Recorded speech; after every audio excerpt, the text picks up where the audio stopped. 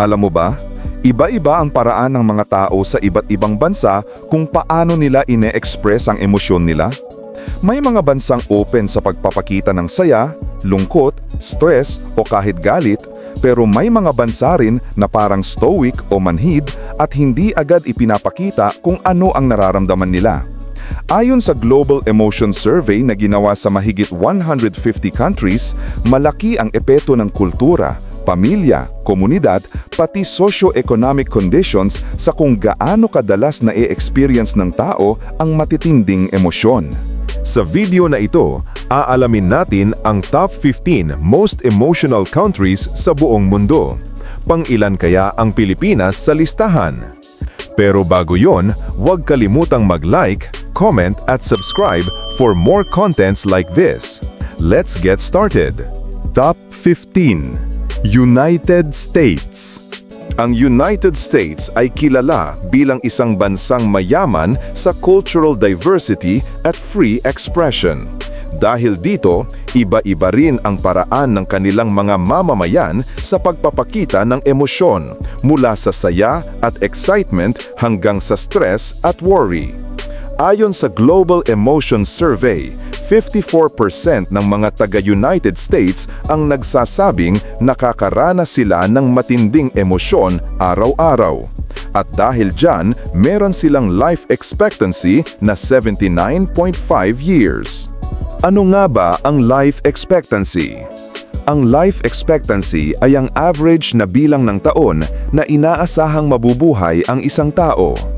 Ang emotion ng isang tao ay hindi direktang nakakaapekto sa life expectancy, pero may linking factor sila tulad ng kalusugan, mental health, stress na maaaring maka-influence sa emotional well-being at sa life expectancy. Alam mo ba? Sa kabila ng pagiging isa sa pinakamodernong bansa sa buong mundo, nananatili pa rin ang US sa listahan ng mga bansang highly emotional.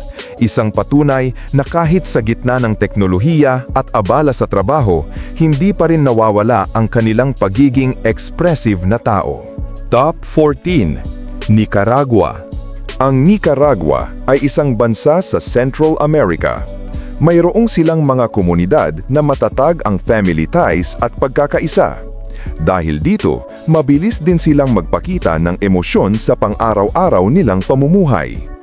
Ayon sa Global Emotion Survey, 54% din ng mga taga-Nicaragua ang nagsabing nakakaranas sila ng matinding emosyon araw-araw. At dahil dyan, meron silang life expectancy na 75.1 years. Alam mo ba, bagamat may mga hamon sa healthcare at kalusugan sa Nicaragua, unti-unting tumataas ang life expectancy nila sa mga nakalipas na dekada. Ito ay nagpapakita ng progreso ng kanilang bansa sa kalusugang pampubliko. Top 13. Peru. Ang Peru ay isang bansang mayaman sa kasaysayan at kultura. Kilala rin sila sa kanilang makukulay na tradisyon at pagiging family-oriented na bansa. Dahil dito, natural para sa mga taga-Peru na maging expressive sa kanilang emosyon. Ayon sa Global Emotion Survey, 54% ng mga taga-Peru ang nagsasabing nakakaranas sila ng matinding emosyon araw-araw. At dahil diyan, meron silang life expectancy na 77.9 years. Alam mo ba, kahit nakakaranas ng economic and financial challenges ang mga taga-Peru, nananatili sila sa listahan ng mga bansang pinaka-emosyonal, patunay ng kanilang resilience at kultura ng pagkakaisa. Top 12. Dominican Republic. Ang Dominican Republic ay kilala sa kanilang masayahing mamamayan at pagmamahal sa musika. Ang kanilang pagdiriwang at community gatherings ay nagpapakita kung gaano sila ka-open sa kanilang mga emosyon. Ayon sa Global Emotion Survey, 54% ng mga taga-Dominican Republic ang nagsasabing nakakaranas sila ng matinding emosyon araw-araw. At dahil dyan, meron silang life expectancy na 73.9 years. Alam mo ba, ang pagiging expressive ng mga taga-Dominican Republic ay hindi lang makikita sa kanilang kultura, kundi pati na rin sa kanilang lifestyle na puno ng energy at vibrance. Top 11. Ecuador. Ang Ecuador ay kilala sa strong sense of unity at kanilang close-knit communities. Makikita sa kanilang pang-araw-araw na pamumuhay ang pagiging expressive nila, mula sa moments of joy hanggang sa times of stress. Ayon sa Global Emotion Survey, 54% ng mga taga-Ecuador ang nagsasabing nakakaranas sila ng matinding emosyon araw-araw. At dahil diyan, meron silang life expectancy na 77.6 years. Alam mo ba? Ang Ecuador ay kabilang sa mga Latin American countries na consistently mataas ang emotional expressiveness dahil sa kanilang kultura ng pagkakaisa at matibay na family bonds. Top 10. Bolivia.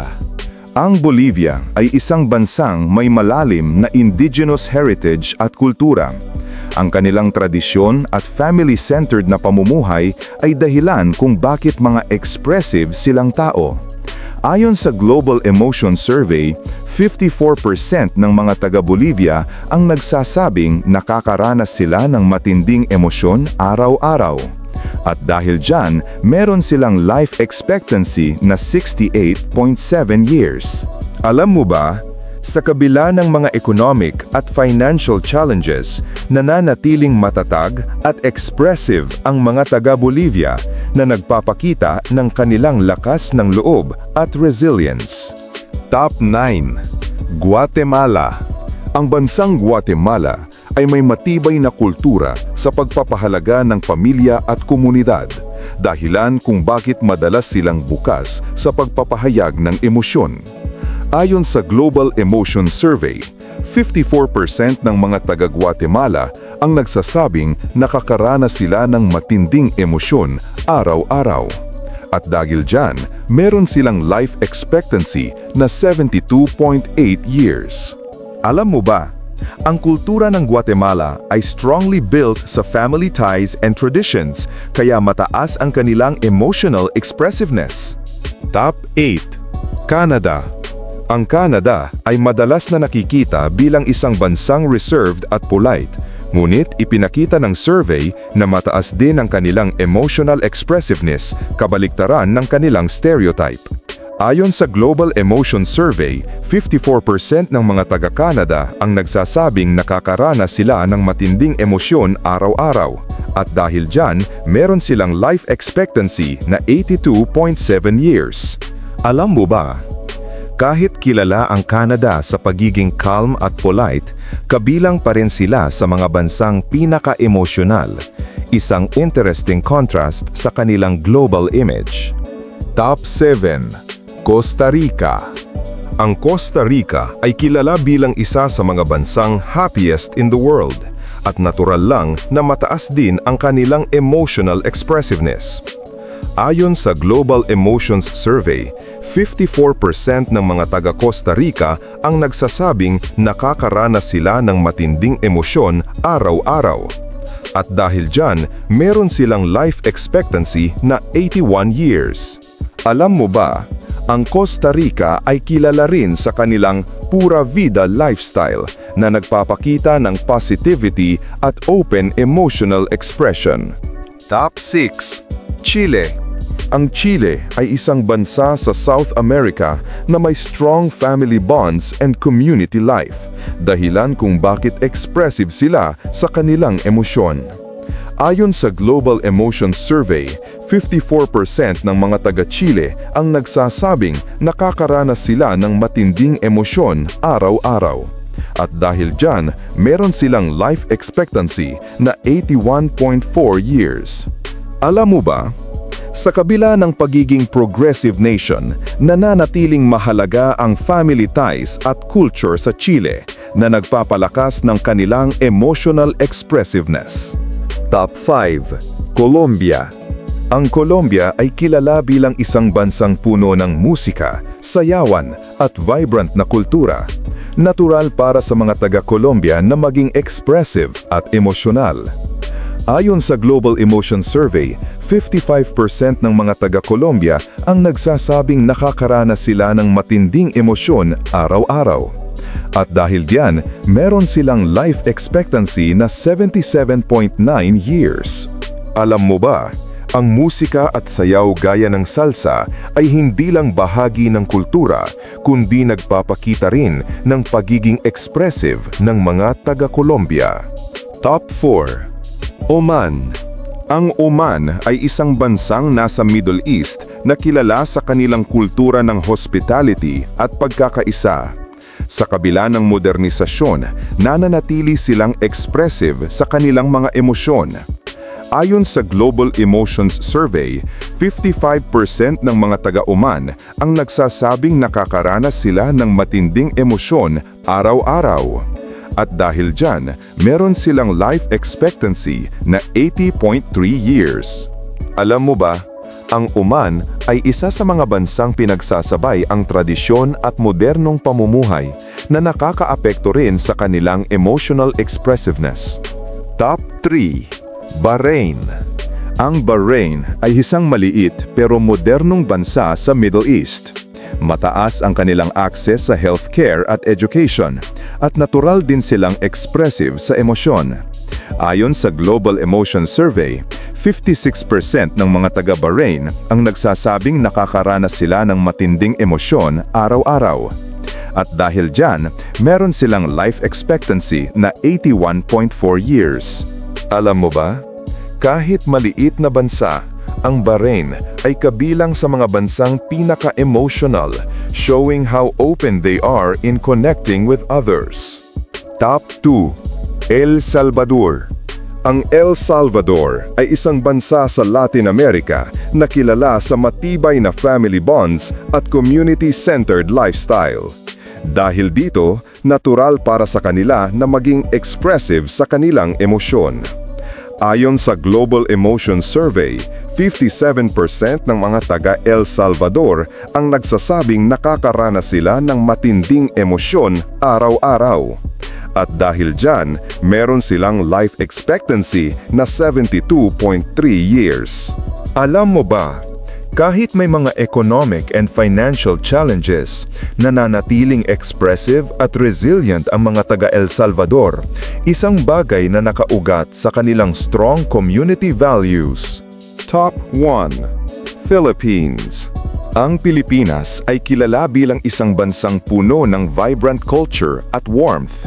Mula sa tawa, kwentuhan at kantahan hanggang sa pagharap sa hamon ng buhay, madalas na bukas ang mga Pilipino sa pagpapakita ng kanilang emosyon. Hindi rin nawawala ang kanilang pagiging warm at hospitable na mas lalo pang nagpapakita ng pagiging expressive na tao. Ayon sa Global Emotion Survey, 60% ng mga Pilipino ang nagsasabing nakakaranas sila ng matinding emosyon araw-araw. At dahil dyan, meron silang life expectancy na 70 years. Alam mo ba, ang Pilipinas ang nangunguna bilang pinaka-emotional na bansa sa buong mundo. Isang patunay ng resilience, closeness ng pamilya at positivity na nakaugat sa kanilang kultura. At ayan na nga, ang top 15 most emotional countries sa buong mundo. Iba't iba man ang kultura, tradisyon at pamumuhay ng bawat bansa, iisa lang ang pinapakita. Lahat tayo ay may damdamin. Ikaw, paano mo ipinapakita ang emosyon mo sa araw-araw? Kanino ka unang lumalapit kapag nakakaramdam ka ng saya o lungkot? Sa tingin mo, paano nakakatulong ang pagiging open sa emosyon para maging mas makulay ang buhay? Agree ka ba na ang Pilipinas ang number 1 sa listahan? Sana'y maging paalala ito na ang pagpapakita ng emosyon ay hindi kahinaan, kundi isang tanda ng ating pagiging totoo at buhay.